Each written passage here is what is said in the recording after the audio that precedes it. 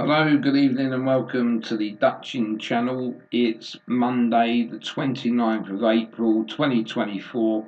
It's just gone 9:15 in the evening, and unfortunately to say, we've had a losing day, but it's only been just over 1 point. It's £61 something to a £50 stake. It all went down to the last race. Could have been a profit, and that's just the way it went. But again, it was like a winner, a loser, a winner, a loser. It just went like that all day. But it's still nice to know that you can, out of 22 races, you can still pick up nearly 11 winners. It still takes some doing to get half of the winners in one day. But anyway, we're going to go back and have a look. We've got Southall, Ayr, Windsor and Wolverhampton to look through, the four flat meetings from the UK today. So we'll get stuck in. First of all, we're going to have a look at the meetings that we covered, and we'll start with Southall. We had the first four winners here, so it got us underway to a really good start this afternoon. But the middle bit was the bad bit, really, for every meeting. We lost the last two races at Southall, the first at Windsor, the last two at Ayr, so we had a bit of a dip in the middle before we had to get up again. But getting back to Southall, the four winners there from 7 gave us £100 profit there. So yeah, I was happy with that, really. No problems at Southall. Then at Ayr, we made a £76.45 loss. It weren't great at Ayr, I will be honest. We had a couple of returns in the first two races that wasn't our money back. And then we had a full winner. But as I said, like Southall, it sort of went downhill towards the end of those afternoon meetings and the first one at Windsor. So I think everything that we had made in profit had just gone back in those 5 races, basically. And then at Windsor, I found this was a difficult meeting tonight as well. We lost £84.95 here. The second race won for us, and the last one was a little bit of a profit on our last selection. And Wolverhampton, you can see that there, 300 stake, 300 back is absolutely no difference. But going into that final race would have made the difference of a profit to a loss, maybe £38, £39 profit. But maybe, as I said, I need to change the way I bet rather than just level £50 on every race. Maybe I'll be looking at that, because if we look back to tonight and last night, even though we made a profit last night of £73.87 and we've lost £61.40 today, over those 2 days we've basically had half of the winners, and that's 40 races that we've staked in. So we've had 20 winners, but one of the systems I was talking about on here last night was doubling up until you get to 6 races. But I didn't look properly today, but I noticed that we lost the 5.15 and the 5.45 at Southall, the 4.25 and the 5.35 at Ayr, and the 4.34 at Windsor. And I'm not sure by looking whether they would have all come in at the same time. I think that 5:30 at Wolverhampton may have saved us. But it's easy talking a system in when you think to yourself, I'll do £10 to win, because that 10 becomes 20, becomes 40, 80, 160 and 320. And then if you have 6 losers on the trot, you've lost £630, and then you're fighting to get that back, and you'll need 63 straight winners before you even get that money back. And 63 winners, you can see there, it's taken 2 days to get 20, and I don't think that's an average. It's very difficult to get level. I know some days you can get 4 or 5 in front, but there'll be other days where you get 4 or 5 behind.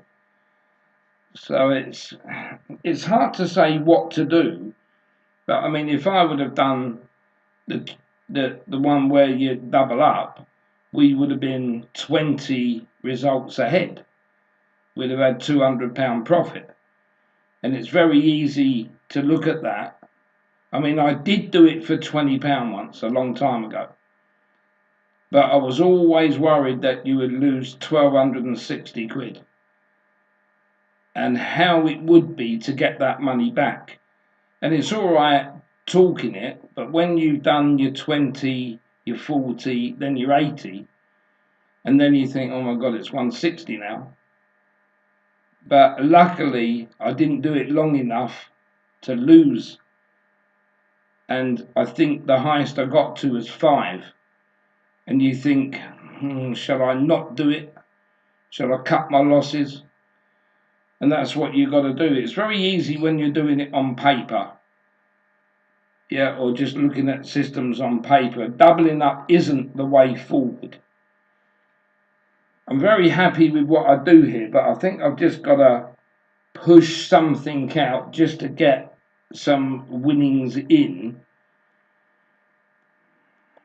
But I'm still not sure what to do yet. I had a couple of people come back to me last night on what they think I should have done, but it's very hard. I wouldn't do it yet anyway. It's not something I would just gamble with tomorrow. You know, at the end of the day, after tonight's, well, I say slight loss, it still leaves us, if we look into the profit and loss, and this is only to all the subscriptions that started from the 1st of the month, because I've had people join all different dates through the calendar month there. But for everyone who started then, it hasn't been a good month, but as you can see, 4.99 or 5 stakes up, or points, or whatever you want to call it. Or if you look at my figure on the left of that, nearly £250 profit. Remember, we were 15.51 stakes down. So to get back to where we are, we've done really well. And the profitable days over the whole month, with 1 day to go, have been okay. But of course, we had the really bad ones, the 1st, the 2nd, and the 8th. They were the 3 crippling days. I don't mind the £150 days, like that one there, the 146. But when you profit, you need to be profiting on that side as well. You know, we had another half bad one as well on 183, 135. But the wins have not been big enough. So it's just something I will look at. And I did have someone say, well, why don't you double your stakes? But doubling your stakes doesn't do anything different. It just means you'll either lose double or win double. You're still going to be in the same position of the 4.99 profit. But March was such a different month to April.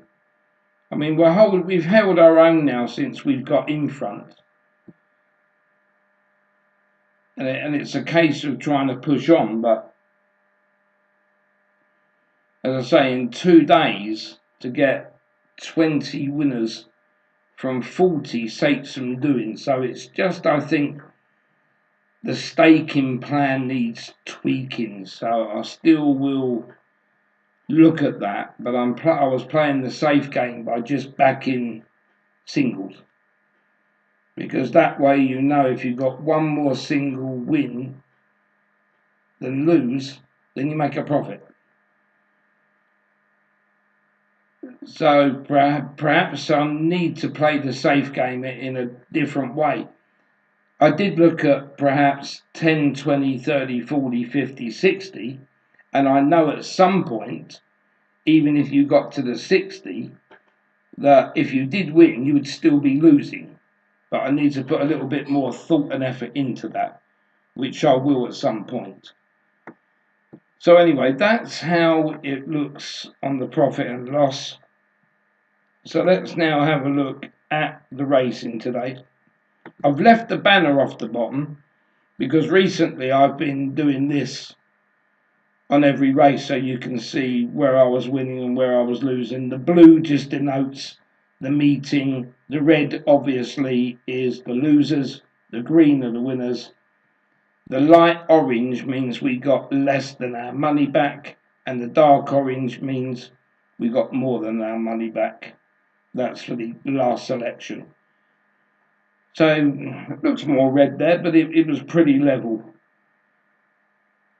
So we'll start off at Southwell. Be Here Now was the first winner there. That got us underway at 2 o'clock. Always nice to start with a winner. Odds on favourite came second. And then in the 3:35, there's a lot of missing races out. Remember, it's not worth me putting them in sometimes, especially when you get a lot of racing. I don't need to complicate things by adding in all the maiden races with all the unraced ones, the debutantes and all that. It's just easier to let them go and not even bother with them. And in the second race, we had another shortest favourite, 7-4 Smart Charger. This couldn't catch Red Wolf once that got to the front. That was away and gone. So that was my second consecutive winner at Southwell. Then the top selection here, Specialist View, that went off favourite. 3.45 we had on that. And then in the 440, Billy McGarry, that was our second selection, 8.28 for that winner. So we now had 4 in a row at Southwell, but it doesn't take long to lose. So Body Parts won at 12.5 in the 5:15, and I didn't have the second there, as in Camsin.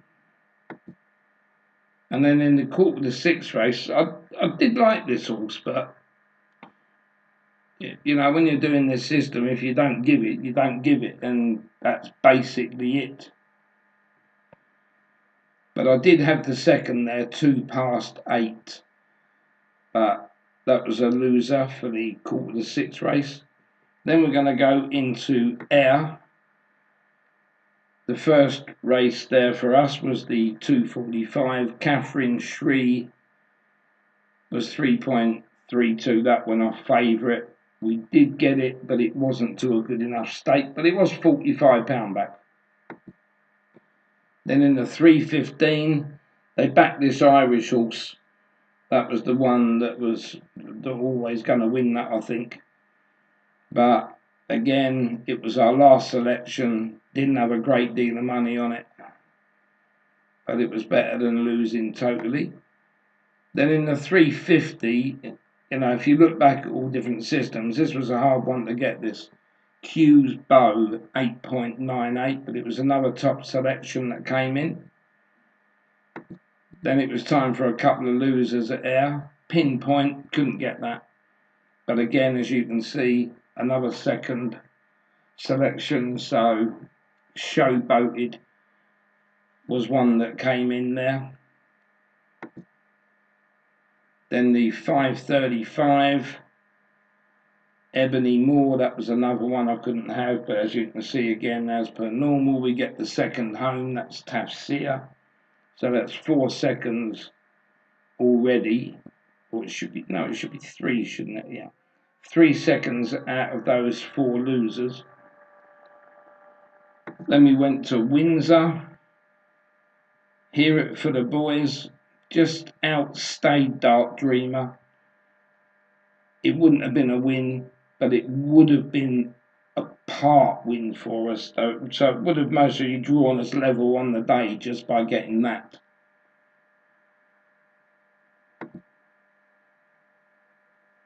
And then we had a winner. This was First Officer. That was the 6:39. There was a big gap between the first race and that race because there was 3 maidens, which didn't go the way of the favourites, I must admit, 2 of them. And then in the 709, the bottom one, Nasma, that was,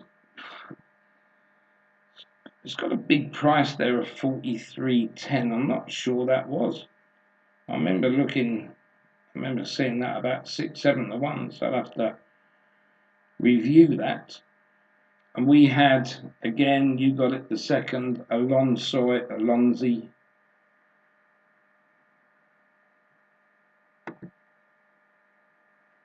And then in the next race to that, the 739, Hatadora, you're always sitting there watching it and thinking to yourself, I haven't got this favourite, and you know it's going to win. And I ended up with the second that I thought was going to come and pinch it. It was close in the end. And I was unlucky on that one again with Calm Waters. Then we had a part win on the next one. This was the last race, the 809. Antiphon, went off favourite, but it was our third selection anyway. So we did make a profit on that one. And then we went into our last meeting of Wolverhampton. We started well there. 4-horse race for us anyway. Got them all in the right order as well, which is not often. And that was Judgment of Solomon. And then into the 7 o'clock, Diamond Dreamer. This, I don't know how this went off at this price either. I think that should have gone off near a second favourite. But as you got it again, MJK was second. That was one of our selections. And then White Umbrella. That was in the next race, the R-7. I couldn't have got that anyway. That was a difficult one to find. And we had a selection that was second. That was Big Dream. And then the 8 o'clock, another 4-horse race and another winner. So I've been doing quite well on those little races for a change. And then we were getting out of trouble by this time. The 8:30 Wolverhampton Bora Bora, 13 that one at. So that put us now pretty much level as we were coming to that last race. I think we was 11 pounds down. And then where do we finish again? Second. At Dagmar Run, I couldn't really have backed it. I mean, it was the one just under our third selection there, but we'd already left out one of them that we didn't really fancy. It was Light Up Our Stars, but it did run on well. So if you look at all them on the bottom here that lost, 4, 5, 6, 7, 8, 9, 10 losers, 9 of them were second.